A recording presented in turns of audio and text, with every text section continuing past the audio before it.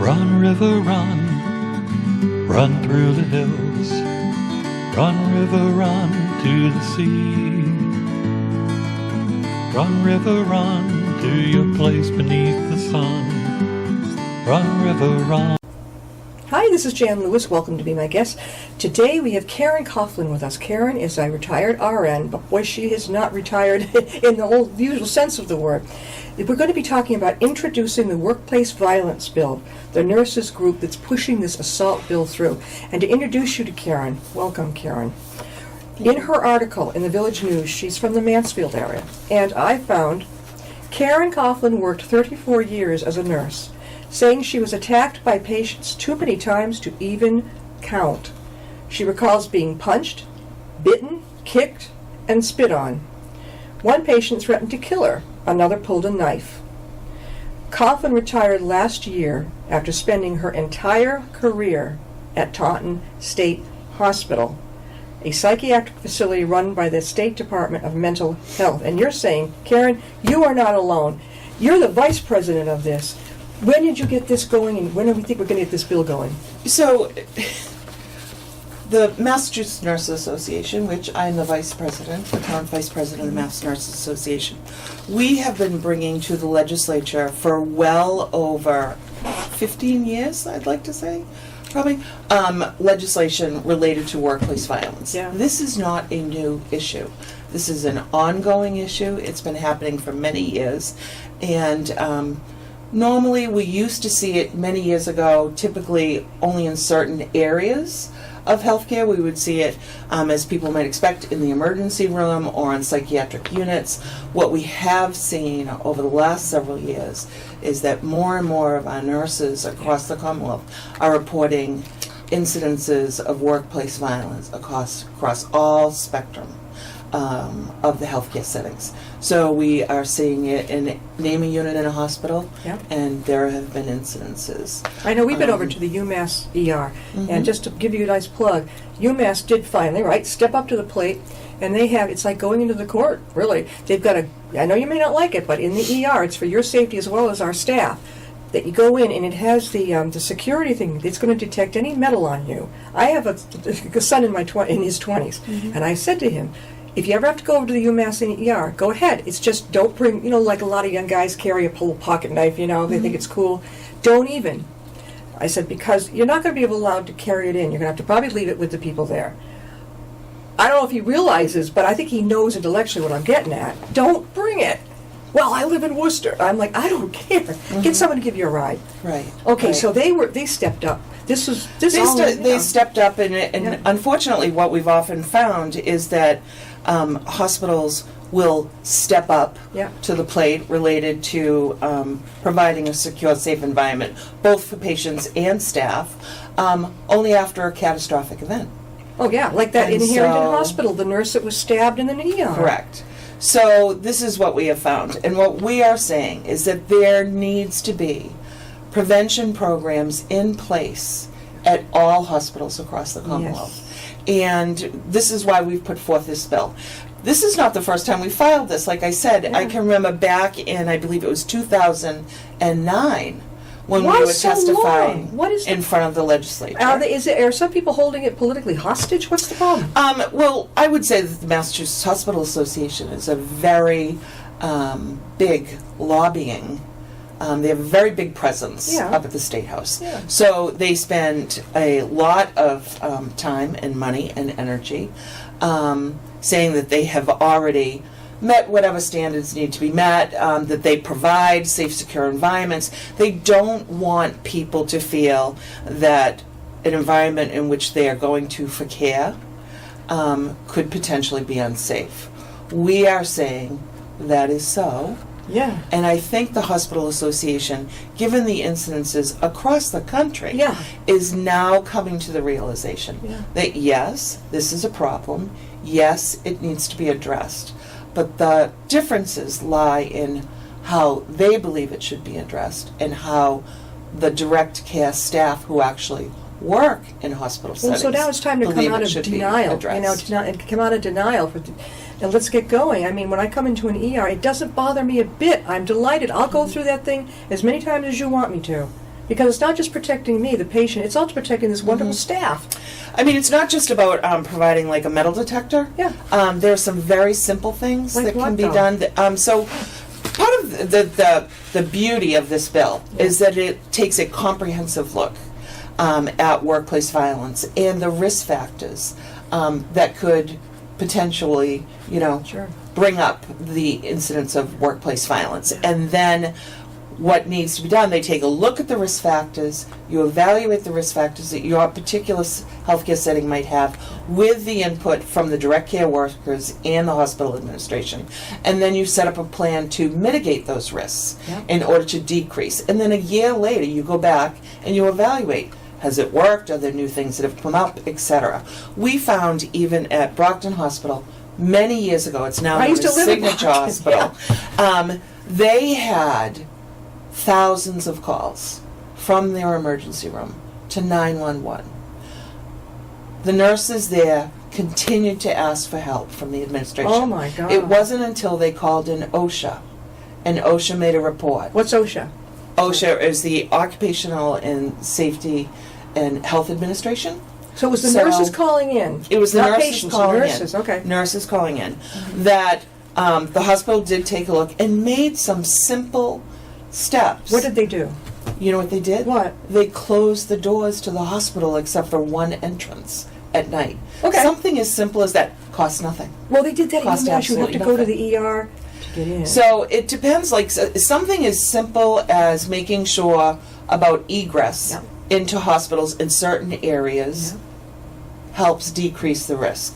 Making sure that you have appropriate lighting in your parking lots. Oh, God, yes. We have nurses who work, shifts that they All are night. all night, and they are sometimes, said the patient census is low. This is a new trend in healthcare. Patient census is low. Who would like to go home now? It's 3 a.m. Yeah. But they have to go into an unlit parking lot by themselves. That scares the or you-know-what a out of me. garage. So, providing campus security, to escort nurses and healthcare workers to their cars, or appropriate lighting, or if you're in an interview room with a patient and you have more than one point of egress so that you can get out.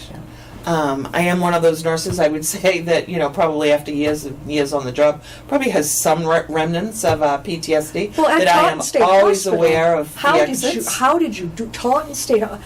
How did you get up in the morning and say, "Oh, I really want to go"? My God, girl. Well, I just retired, so it wore on me. Yeah. But I would say I loved my job. You loved I it. loved my job. I loved providing care to psychiatric patients, and I would say, despite the risks, that there was much reward, There was more in reward, the okay. field that I did. They closed it That down. being said, Didn't they close it down? they attempted to close it down. It's still open. It is still open. There are 45 beds as opposed to the 170 beds. Well, I know They were not Westboro sa- and Grafton That was are. it was a very big fight that I would say brought about more attention to mental health access and the need for to maintain continuing care beds in the southeast area. How So, can people get a hold of you, Karen, about the workplace violence bill? How can they get a hold of you? So people can get a hold of me through my email, which is Coughlin, Coughlin, at massnurses.org. They can email me, and I would be happy to get back in touch with you.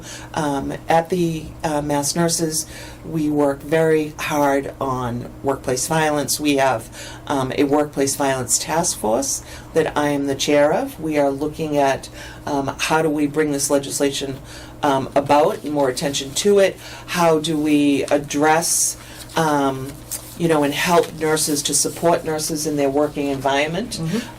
We, many years ago, worked with now Congressman Keating, but at the time he was a district attorney, on how workplace violence should not be a part of the job, and about put together a booklet that now has evolved into a code gray, we call it, which is a behavioral code, but that employers could use as a template to address workplace violence in the healthcare setting. So there's lots of stuff going on. This part, it believes the bill to be heard at the hearing could be detrimental. How?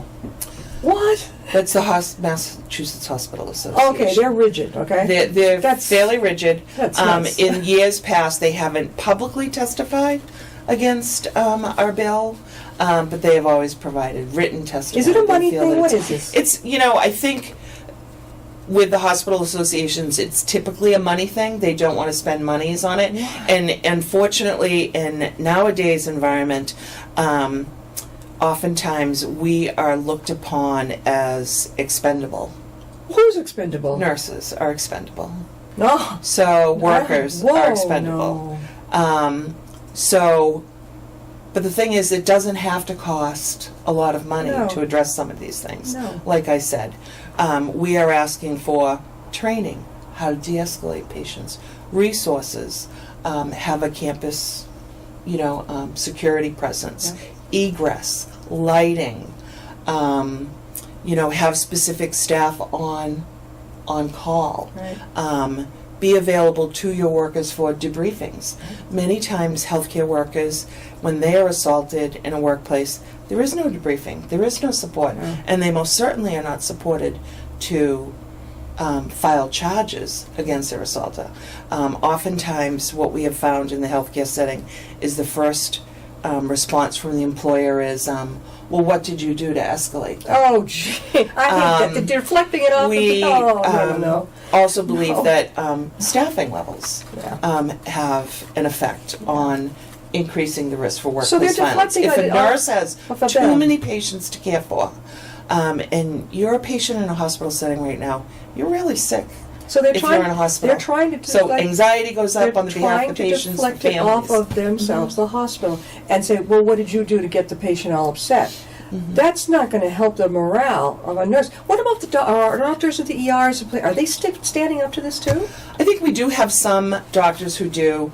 We do have emergency room physicians who have taken a look at it and said that something needs to be done. Yeah. Oftentimes, the doctors who work on the units and the floors, etc., they don't bear the brunt of it. Yeah.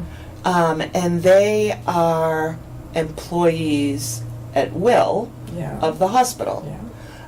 Many times, and I don't mind. I know that as a union nurse, I have a protected voice to advocate for the care of my patients and the safety of my patients and my fellow coworkers. And there are many nurses out there who work in other hospital settings who don't have that particular voice. And you know what? That's okay. We don't mind carrying the water No. on this issue for them. So when are you going to be going to try? When's the next time you're going up to Capitol Hill there?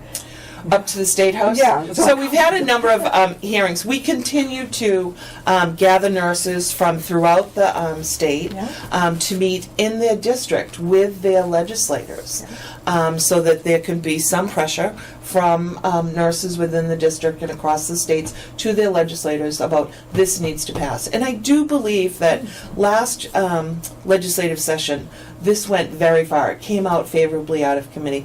But the fact of the matter is that 6,000 bills a year are filed at the State House. So oftentimes it takes many, many years to get a bill passed. I do believe that there is a push to get something done. How's Charlie Baker So, doing? Is he you right know. behind? Is he right for this bill? He has not said anything about this bill. He has remained silent on it. Often, I'm not saying that he should be advocating for this bill or not. Oftentimes, he waits until a bill comes through and then will come, in with an opinion on it. So, it really is up to the legislature to put something on his desk. And I think myself and many of the nurses that I know and worked with and continue to meet with across the state, we just want to make sure that it's a good bill, that it contains the things that are needed. We don't want the legislature to pass a bill that they would then say, okay, we've done our job, but it actually doesn't achieve anything or do any good. And we believe that this bill does achieve everything that's needed. Do you think it's going to make it? I'm very hopeful. I am very hopeful. I hope so. But here's the thing. We're not going to give up. No. And so if it doesn't, we just go right back at it. Because it's one of those issues that I think is extremely important nowadays. It's just one of those things that we are seeing everywhere. Like, you never know what could happen. It Yeah, seems like schools it's a really everywhere. right. It's a really violent world nowadays, and nurses and other healthcare workers should have the assurance that when they go to work, that they are going to be safe and work in a safe environment, that their patients are going to be safe, and that their employer provides that for them. And then if something happens, that their employer supports them. What happens through in the an process. emergency ward situation nowadays with hospitals who aren't taking the precautions? A nurse, whoever gets assaulted badly or whatever, gets assaulted. Is the hospital responsible for picking up the pieces for this woman or man? It would depend on what hospital you work at. They can't fight Some that. hospitals are very, very good. Other hospitals are not. There is a wide disparity in reporting. There is a wide disparity in hospitals who address and potentially would place charges on a patient themselves, as opposed to most oftentimes, I would say, it's up to the nurse to pursue, potentially have to call 911, ask to be relieved from her position. So Well, they she give can her a do it. lot of must-haves before they Are even- not given before they even paid step time in, off right? to Before they even not, step in. not given Before paid they time off even to step address in. that. Yeah. Meet with victim advocates or the DA or even the system the system itself. I mean, the potential for within this bill, we ask that any notifications from the court go to the healthcare facility, who would then have to ensure that notification got to the employee. And the reason behind that is right now, as it stands, many of our like EMTs, fire, police, etc., they have the capabilities to do that. And this is because oftentimes we have found that the victims, their home addresses become known to their assaulter. So people don't think about that. They think, what? How could that happen? But it does.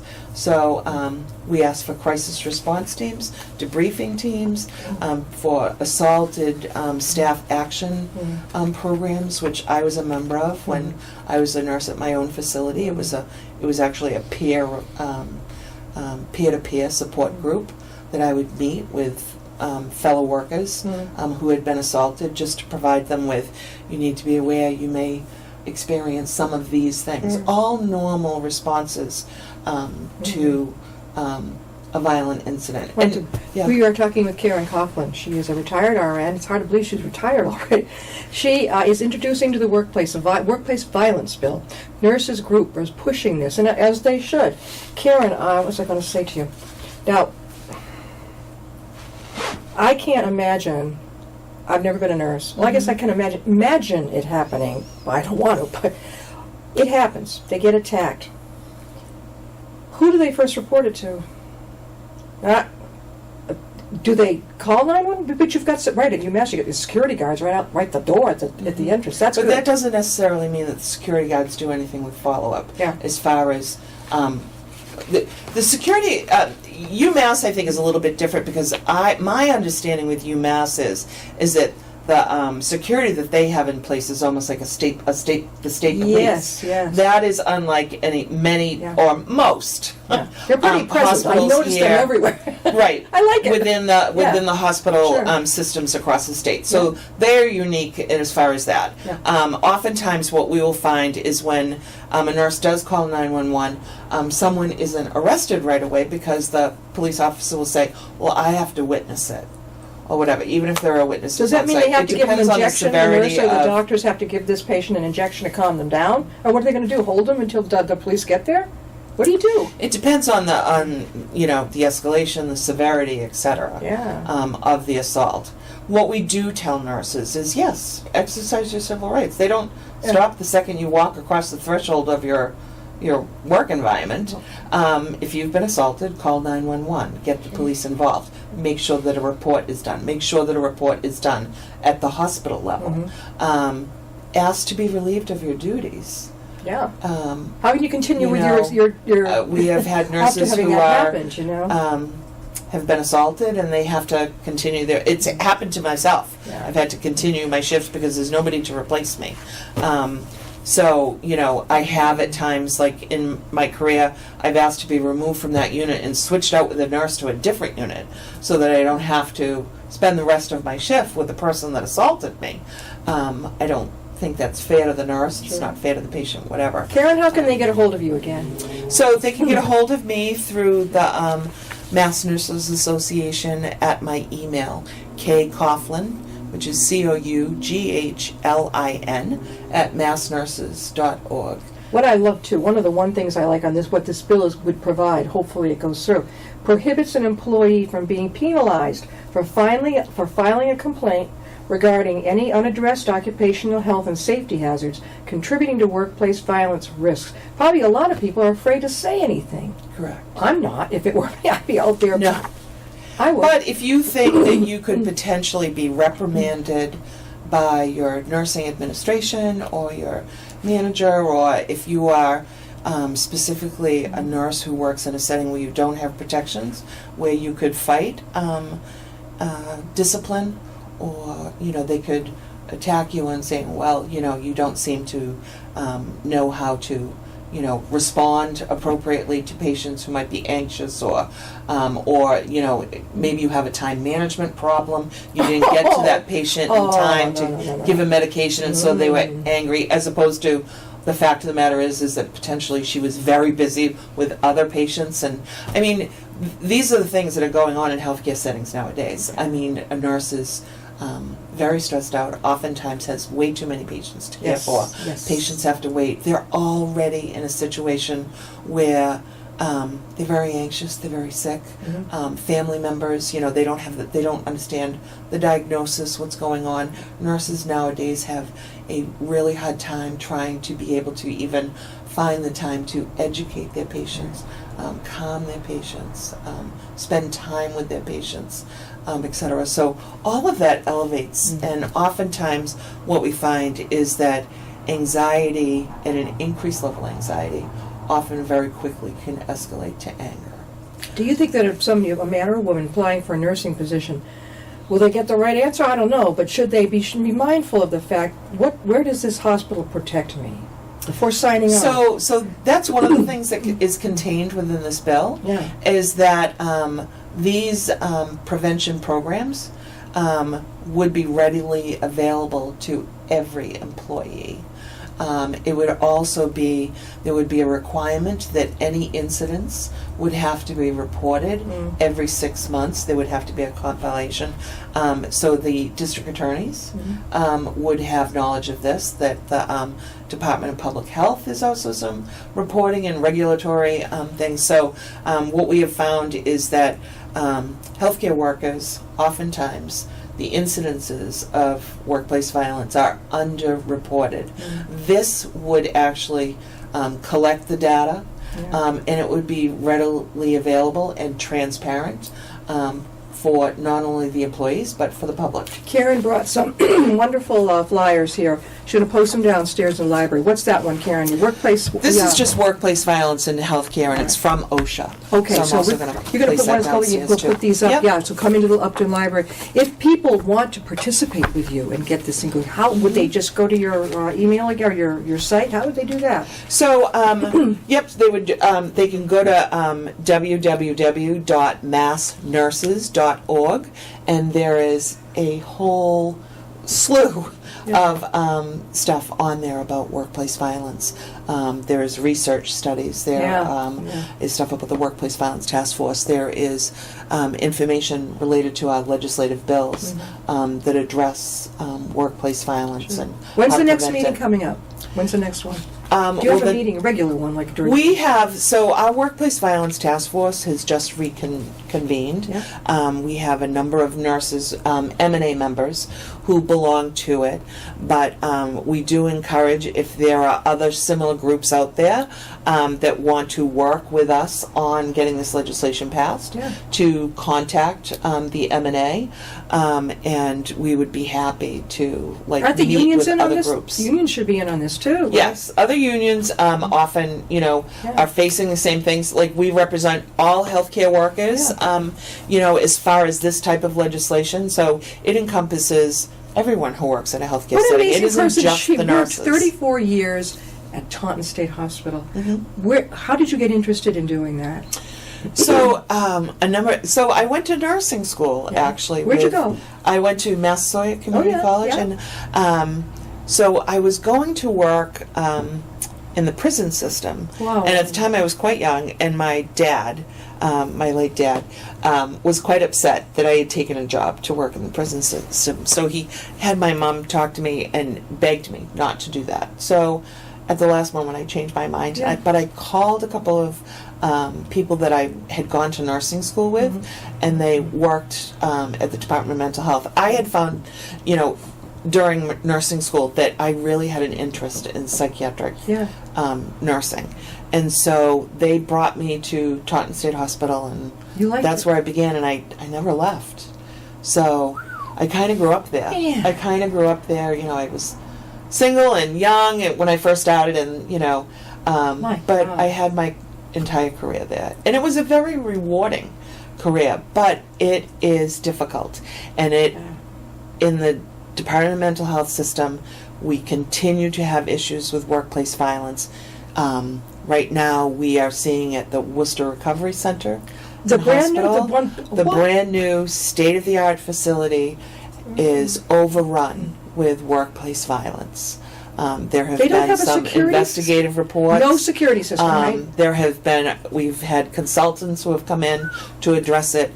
4 or 5 years later, we are still having problems with it. So we are working with the delegation from Worcester, the legislative delegation, to address some of these issues, and we are making some demands on the Department of Mental Health that these are things that need to be addressed, and we're not interested in throwing taxpayers' money at another consultant to come in, but to make some real changes in how it's addressed in Well, we're going to have these to close it. facilities. We've been talking with Karen Coughlin, and she's introducing the workplace violence bill. Nurses Group is pushing an assault bill. Come on, guys, this is for real. I mean, you go to an ER these days, of all the vulnerable places, not just for us as patients, but of our nurses, our doctors, we depend on them. When you're sick, you're like, I know when I go, I'm like, here, fix me, and you trust in them and you believe in them. How can we set them up, as well as ourselves, for disaster? So the other thing is, too, is that workplace violence has a negative effect on everyone. Oh, yeah, trust is gone. Right? So,